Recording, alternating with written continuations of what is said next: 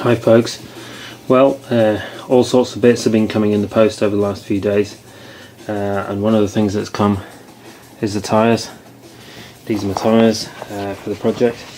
They are Maxxis Supermax radials.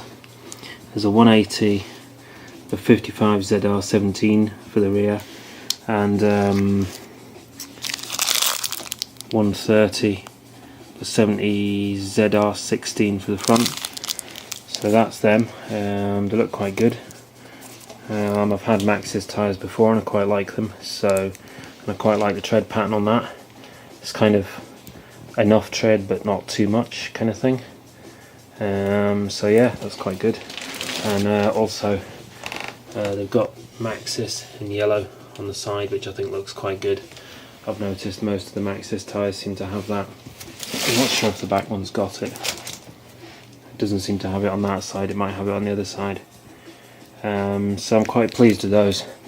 Those are only about 140 quid off eBay, off a place called Round and Black, so it's quite a good deal. The only downside is I'm going to have to pay to get them fitted, because I've been having a go at getting the old tyres off, and that hasn't really gone to plan. As you can see from this, I found somebody on the internet that was cutting their tyres off. So what I did was I cut the rear tread off with a Stanley knife. As you can see, I've just cut all the way around on the tyre wall on both sides. And what that's done is, obviously I had to let the air out first and cut the valve off. The valve's cut off quite easily with a Stanley knife. And that just lets the last bit of the air out. But this is the wheel. As you can see, that's come out, that's cut out of there. Now the problem is I can't get the beads off the rim. Obviously I don't want to damage the rim. Some of the people that you see on the internet removing car tyres and stuff, what they do is they get like a reciprocating saw and just cut through the beads, but the problem is that tends to cut the rim as well, and obviously I can't cut the rim because I want to use it. So what I was trying to do is I was trying to get through it with various different tools. What I did was I cut a big notch out with a Stanley knife, and then I got screwdrivers and pliers, and so you get down to the beads, which is made of like this kind of steel wire, and so I was bending them out a bit with a screwdriver and then nipping them with pliers and bending them back. You can see that's part of the bead there. But to be honest, it's an absolute bastard trying to get through them. You can get, I've got like a big huge flat blade screwdriver and get that in there and lever it out, and it's still not coming. They're really strong, and they really hold on. You'd expect that it might get to a point where you can kind of move the bead into the middle of the tyre and then into the middle of the rim and then get it off on the other side kind of thing, but nah, I've not been able to do it. So what I've done is I've booked the wheels into a bike dealer's in a town nearby, about 15 miles away, and somebody who's got a car is going to give me a lift to the bike dealers. I'm going to drop the wheels off and I'm going to let them replace the tyres, and I'm also going to get new bearings in at the same time, because I've never really had much luck getting bearings out, to be honest. So going to get the tyres and the bearings done. I'm also going to get the steering, the headstock bearing, the lower headstock bearing, the one that goes on the steering stem. I'm going to get that done by the dealers as well, because I can't get the new one on. I managed to get the old one off, but I can't get the new one on. I've hammered it and hammered it and hammered it, and it's just not having it. So kind of given up on that. Accepted defeat. I'm just going to let the professionals do it, because you know they'll have like a bearing press or something, and they'll just get a big bearing press and just have it on in 2 seconds, you know. So that's that. That's a bit disappointing. Going to cost me 85 quid to get the dealers to do it, but never mind. Once the tyres are on, and what are they standing on? Nothing. Okay, that makes sense. Okay, whatever. Once the tyres and the bearings are on, then the wheels can go on the bike, the forks can go on, the wheels can go on. And then I'm pretty much at the stage that I've got a bike and it just needs some work on like electrics and stuff and body work and all the rest of it. I think it'll be good when I get to the stage of actually having wheels on it. So that's why I'm basically getting it done professionally. So what I've done is I've removed the sprocket carrier and the rear disc and the front disc that I'd fitted on the front wheel, so it's got no discs or sprockets to get kind of chipped or scratched or anything when they're removing the bearings or replacing the tyres or doing whatever. So they're kind of ready to go into the dealers on the weekend. So what else have we been getting on the post then? Well, I was going to leave this till later, but I saw it on eBay and I just really liked it. This is the headlight fairing that I'm planning to use. I think that looks really cool. It looks kind of like a bird, I think. See how it's got kind of like a beak at the bottom?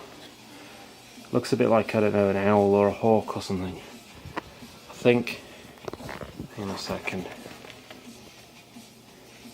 when that's on the front of the bike, it's difficult to kind of tell, but I think when that's on the front of the forks and the front of the bike, it's going to look really good. It's going to look, I don't know, I just think it goes really well with the rest of the bike, you know, so I'm very pleased with that. And also it gives a little fairing, which means that'll kind of tidy up the front end, so I can kind of put like clocks and all that kind of jazz behind it, and that'll just kind of tidy up the front end. And it's got some bits on the side there where I can maybe attach the indicators or whatever. So that's that. So that's the fairing. And also it's twin headlights, projector beam headlights, as you can see, so it should give quite a good light. I've always wanted a bike with twin headlights. I've always had bikes with single headlights, like my VTR 1000 and stuff like that. So I'm quite pleased I've got that. I think that'll be good. So I'm just need to be careful with it, because obviously I don't want to scratch or anything before it goes on the bike. So what else have we got? There's loads of stuff, loads of bits and pieces that have come in the post. I'm not going to try and show you everything, it's going to take too long, but this is the rear set. These came from Hong Kong, I think. I forgot to mention actually, the fairing was about 36 quid and a few pounds postage, so it's around about 40 all in. And then these were quite expensive. These were about 75. They do look amazing and they seem really, really nice quality. That's an example of one of the rear sets. I'm trying to think, which side is that? That's the brake. Is that the brake? Yes, that's the brake. Now, I really like them. They're really good. I like these foot pegs. Got a nice kind of knurled pattern on it and a smart black end cap. Nice kind of lever and like a heel kind of guard with a bolt up there. I think that's for the what do you call it, the rear brake master cylinder thingamajig, which reminds me I still need to get one of those actually. But there's a fly in the ointment because they don't fit, or at least they don't fit straight on. I'll show you why, because these two holes are a different distance between each other compared to the holes on the CBR900 chassis. So you check this out. Right, so there are the holes in the chassis, okay? 1, 2. Okay, so now you hold this up. If you hold the top one in place, the bottom one doesn't line up. They're too close. And I realised the reason why, right? It's because I went back to the advert, and the advert says CBR900, CBR929, CBR954. And when you scroll down, it just says CBR929, CBR954. And this, I think the reason is that in some countries the 929 and the 954 is just sold as a 900. So these are actually for a 929 or 954, not actually one of the old 900s like mine. So see, for example, if I put the bottom one in, then the top one doesn't reach. So you can have top or bottom. So I've basically got two options. I can send them back and see if I can get some that actually do fit, or alternatively I could possibly make them fit. What I'm thinking I could do is I could get like a piece of aluminium and just cut it out in a shape that will fit, and then just drill some holes in it. Because at the end of the day, this bit here, it's not a complicated piece really, it's just a slab of aluminium, two bits to go in there. Obviously I need to make them to fit my chassis, so they need to be further apart, and then just drill some holes just to put the rear set on. I don't know, I might do that, or I might just send them back and get different ones. If anyone's got an opinion on that, as Jeremy Clarkson would say, feel free to keep it to yourself. No, I'm joking. If you've got an opinion on that, let me know what you think. I'm reluctant to send them back because they took several weeks to come from Hong Kong, so don't know. There's one thing this project has taught me: you need to be careful when buying stuff, because otherwise you end up with a lot of stuff that doesn't fit, which is a pain in the backside. So that's that. What else have we got? Let's see if anything else. Oh, that's just rubbish. Oh yes, I put the discs in the not the discs, the pads in the calipers. That's the new pads that I got. Now I was going to do a time lapse of this, but something went wrong with the recording. I think I ran out of like memory in my SD card or something. So I've not actually got a video of me fitting these, but to be honest, there's nothing really to fitting brake pads anyway. You pretty much just put the copper slip on the back, slip them in, put the spring on top, put the pin through. That's all it is really. So that's that. So they're now ready to go on. So they're rebuilt calipers. They're old calipers, but they're rebuilt. Got new pads, and they're going on new discs. So I think they should be pretty decent brakes. And I've already checked that they fit the forks, because they're not from the same bike as the forks are from. They're from a different bike. So what else have I got? I've got some of these corner joints. Everything that I get doesn't fit properly first time. See these?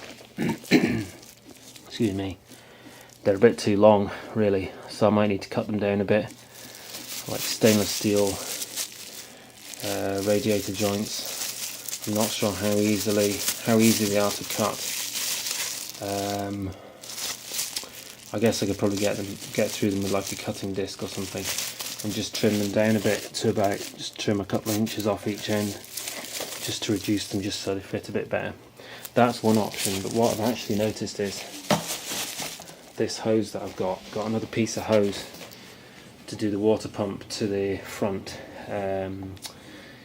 The water linkage on the block, I think it's called water link or something, can't remember. I've noticed this hose bends a lot better than the other hose.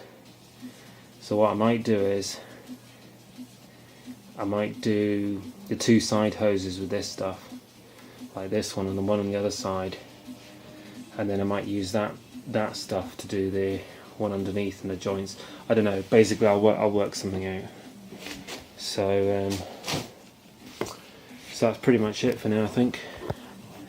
So the next step is going to be to take the wheels and tyres in to get them fitted, so that's going to be done this coming weekend. I'm going to be working on the cooling system at the weekend, so what I'll probably do is upload a video, possibly a time lapse working on the cooling system, but I don't know, we'll have to see. Some kind of video about that anyway. And my wiring loom is going to be here soon. I had to get a wiring loom sent over from the States because I couldn't find one in the UK. So that's apparently now arrived in the UK, so it should be here soon.